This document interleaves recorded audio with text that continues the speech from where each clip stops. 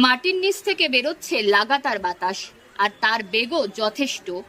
আর রাতের দিকে শব্দ হচ্ছে বিকটভাবে, আর এতেই আতঙ্কিত হয়ে পড়ছে বাড়ির মালিক থেকে শুরু করে স্থানীয় বাসিন্দারা। এমনই এক অদ্ভুত চিত্র ধরা পড়ল উত্তর দিনাজপুর জেলার ইসলামপুর শহরের জীবনমোড় এলাকায় একটি বাড়ির সামনে। কোনো গন্ধ গন্ধ নেই, কোনো নেই, কোনো নেই, কোনো নেই। আচ্ছা, তো মানে কি বেলুন ফুলে এলাম, বেলুন ফুললো, বেশ বড় হয়ে বেলুনটা ফুলে গেল। তাও কি আপনারা আতঙ্কে রয়েছে? আতঙ্ক তো থাকতেই হবে, আতঙ্ক তো আছেই। কি নাম আপনার? আমার নাম পবন দাস। আপনার বাড়ি? বাড়ি চোপড়া, জীবনমোড়। চোপড়া জীবন। আপনি কি শুনে এই ঘটনার কথা শুনে এখানে দেখতে এসেছেন? হ্যাঁ, এখানে দেখতে আসছি। জানা গিয়েছে স্থানীয় বাসিন্দা অমর দত্ত নামে এক ব্যক্তি নতুন বাড়ি নির্মাণ করেছেন।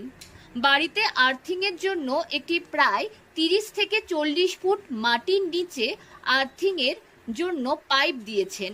গত 3 থেকে 4 দিন ধরে সেই আর্থিং এর পাইপ থেকে বেরোচ্ছে হাওয়া এতটাই বেশি যে বেলুন বা প্লাস্টিকের ক্যারি ব্যাগ ধরে রাখলে ফুলে যাচ্ছে।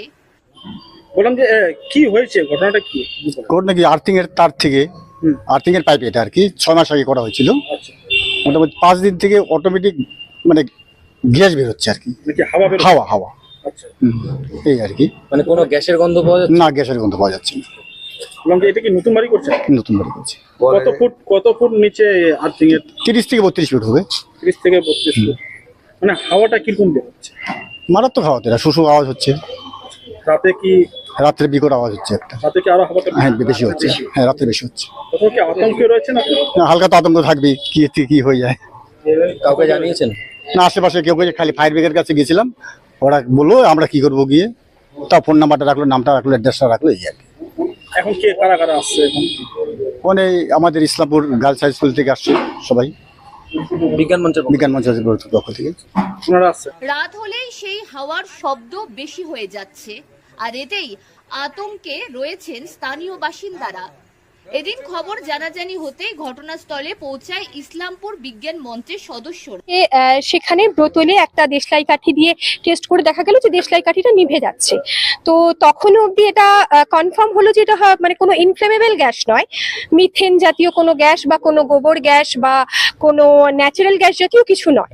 তো তারপর আমরা চিন্তা করলাম যে না, আর একটু অন্যরকম ভাবে বিষয়টা যদি দেখা যায়, তখন আমরা একটু ওই চুন নিলাম, চুনের জল করে একটা স্বচ্ছ চুন জল নিয়ে এবার তার মধ্যে দিয়ে কার্বন ডাই অক্সাইডটা পাস করানো হলো। মানে তখনও আমরা কনফার্ম নই যে গ্যাসটা আর কি কার্বন ডাই অক্সাইড, জাস্ট গ্যাসটা পাস করানো হলো। প্রচন্ড ফোর্স ছিল গ্যাসটায়। এবার গ্যাসটা পাস করানোতে দেখা গেল যে ওই চুন জলের মধ্যে একটা প্রেসিপিটেশনের মতন একটা ঘোলা হয়ে গেল চুন জলটা, এবং একটা প্রেসিপিটেশনের মতন গোটা চুন জলের মধ্যে চলে আসলো। তখনই এটা চিন্তা ভাবনা করা হলো যে তার মানে নিশ্চয়ই এটা হয়তো কার্বন ডাই অক্সাইডই আছে।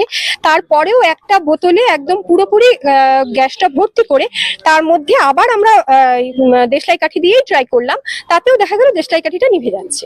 তখন মোটামুটি এটা শিওর হওয়া গেল যে হয়তো এটা কার্বন ডাই অক্সাইডই হবে।